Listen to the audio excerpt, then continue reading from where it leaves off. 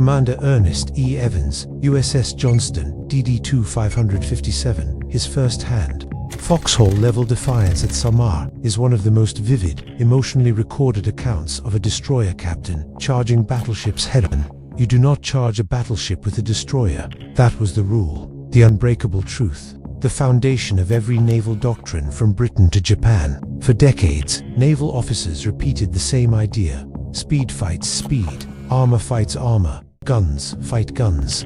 Destroyers stayed in their lane. They screened carriers, guarded convoys, and launched torpedoes from the shadows. They did not duel capital ships, and the Imperial Japanese Navy believed this most of all. They built their fleet around overwhelming firepower. Battleships like Yamato and Kongu, heavy cruisers are armored to survive apocalyptic exchanges. To them, a US destroyer was a joke, a tin can, a nuisance, something swatted aside on the path to real targets. On paper, the math was simple. Their guns outranged American destroyers by over 20,000 yards. Their shells weighed more than an entire American depth charge. Their armor could shrug off anything smaller than an 8-inch shell. A destroyer charging a battleship, that was suicide. But in 1944, during the Battle of Samar, one moment shattered the rule. One ship, one captain, one decision no naval strategist would have believed possible. And it began with Commander Ernest Evans gripping the bridge rail of USS Johnston and ordering a charge straight into hell. Ernest E. Evans is 36 years old, born in Pawnee, Oklahoma. Half Cherokee, rail-thin, intense eyes, a voice that's calm until it suddenly isn't. A man famous for telling his crew, the day he took command, "This is going to be a fighting ship. I intend to go in harm's way." He means it. Every sailor aboard knows he means it. Evans is relentless, demanding, and fiercely loyal. The kind of officer who memorizes every man's name but expects perfection in return. And now it's October 25th, 1944, the Battle of Leyte Gulf. The US Navy is spread thin across the Philippines. To cover the landings, Admiral Halsey has taken the fast carriers north, chasing a decoy force that leaves a small, underprotected group behind. Task Unit 77.4, 3, Taffy 3, 6 escort carriers, 3 destroyers, Johnston, Hull, and Heerman, 4 destroyer escorts, Samuel B. Roberts among them. Total combined weight of armor, nearly nothing. Their job is to provide air support for troops on Leyte, not slug it out with surface ships, but steaming over the horizon. Suddenly, out of the swirling morning squalls, comes something no one expects. Not cruisers, not destroyers, but the entire Japanese center force under Vice Admiral Takeo Kurita. For battleships including Yamato, the largest warship ever built, 6 heavy cruisers, 2 light cruisers, 11 destroyers, a combined force of over 200,000 tons of steel, armed with guns that fire 3,000-pound shells over 22 miles, and Taffy 3 is alone. Your carriers can make only 17 knots. Their planes are armed mostly with depth charges, not bombs. Your destroyers carry 5-inch guns that can T-scratch battleship armor and 10 torpedoes each. Your only real punch. The radios crackle with confusion. How did these ships appear here?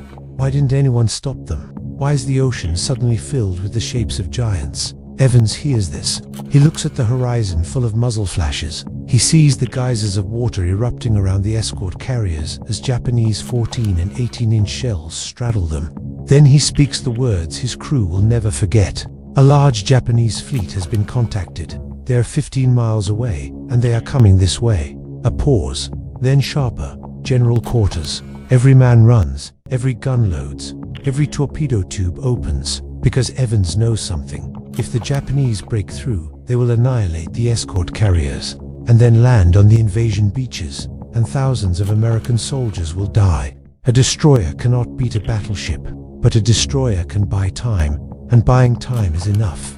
Evans grips the bridge, and he makes the decision almost no captain in naval history has ever made. He orders, flank speed, commence attack, straight at the battleships. The engines scream, steam hisses. Johnston surges from 22 knots to 36 knots, cutting a white wake across the grey sea. Japanese spotters shout reports across Kurita's flag bridge. Their voices are confused, even mocking. A destroyer, charging, impossible, yet it's happening. The first salvo comes at 17,000 yards. Giant fountains of water explode around Johnston, drenching the deck. Evans doesn't flinch. He orders smoke. Thick billowing clouds, a wall between the carriers and the advancing fleet, but smoke won't stop battleships. He needs to close the distance. He needs to get within 10,000 yards to fire torpedoes.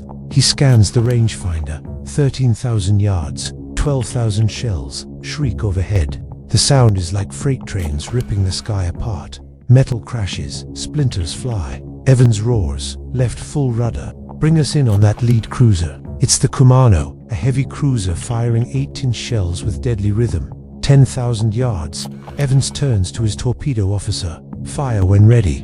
9,000 yards. The torpedoman brace. Evans yells, fire. 10 torpedoes scream into the water. White trails cutting toward the Japanese line. Seconds pass. Then, a column of flame erupts from Kumano. Her bow explodes. Metal tears away in a fireball. The bow shears clean off. The cruiser staggers, dead in the water. The mocking stops. Now the Japanese understand. These American destroyers are not fleeing. They are attacking. Evans orders Johnston even closer. He wants to draw enemy fire away from the escort carriers. At 7,000 yards, he switches to his 5-inch guns. The gun crews fire at 15 rounds per minute, the barrels glowing red. They target superstructures, bridges, rangefinders, all the weak spots. A Japanese heavy cruiser's upper decks erupt in flame as 200 rounds slam into her. The enemy is stunned. Why isn't this destroyer retreating? Why won't this ship die? At 8:23 a.m., the first big shell finds the mark. A 14-inch shell from battleship Kongu tears into Johnston. It rips through the forward hull. The blast shakes the entire ship. Men are thrown to the deck. The number 3 gun goes silent. The engine room reports damage. Evans wipes blood from his face. Shrapnel has torn into his uniform. He doesn't care. He orders, keep closing, keep firing. More hits. A second shell destroys the aft fire control radar. A third blows apart the port engine room. Speed drops from 36 knots to 23. Johnston staggers, but she keeps fighting. 3 Japanese cruisers, Chikuma, Haguro, and Tone, now focus entirely on the destroyer. Their 8-inch guns pound Johnston relentlessly. Evans shouts, zigzag pattern, make them work for it. The ship lurches left, then right. Water sprays across the deck as shells detonate meters away.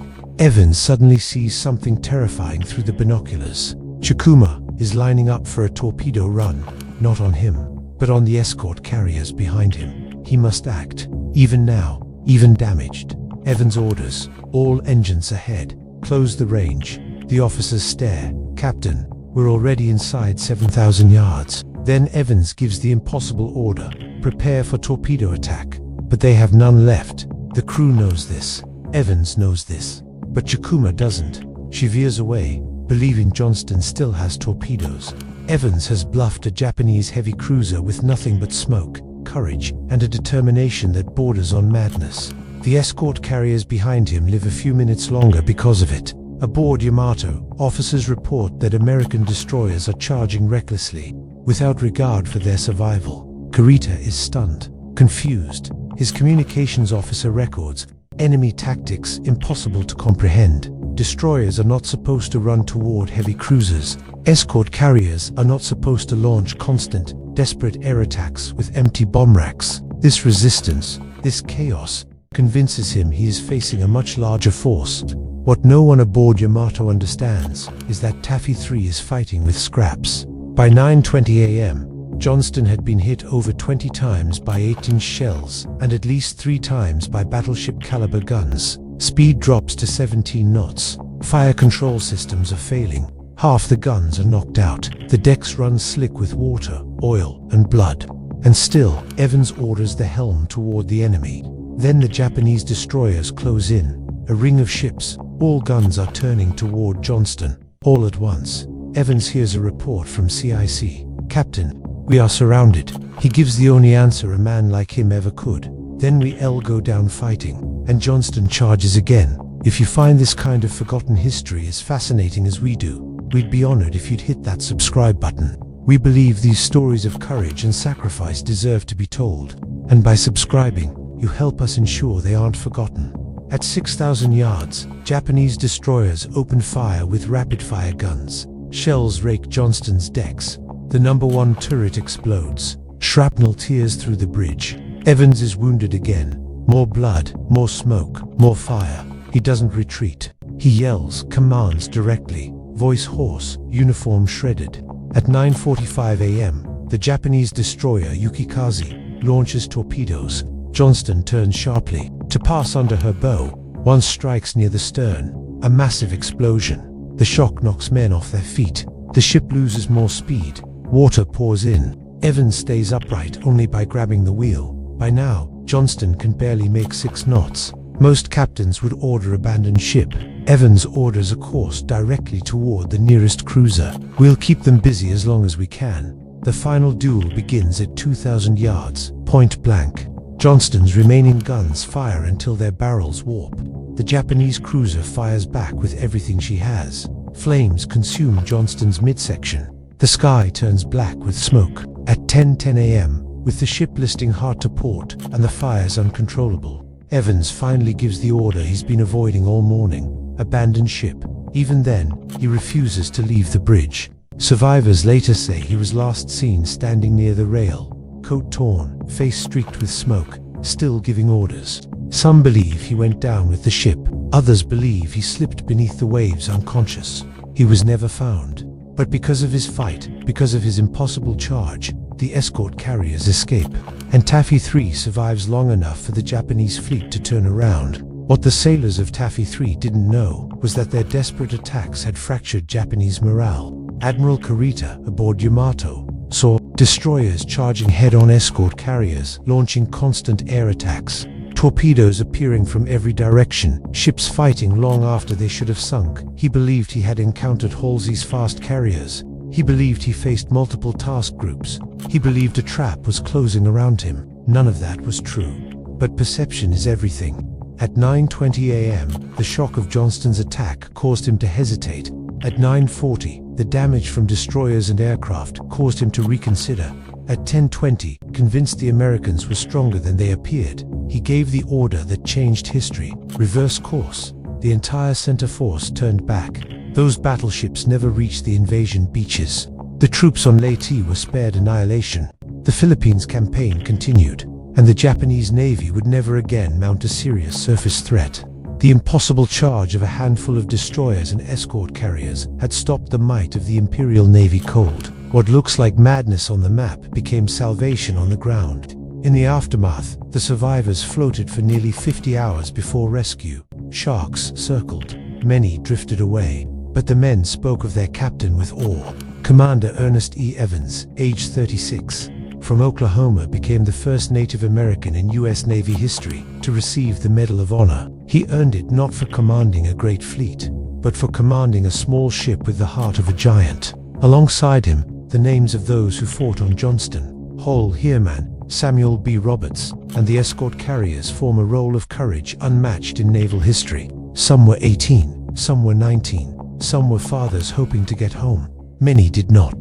To this day, naval officers studied the Battle of Samar as the greatest example of small ships defying overwhelming odds.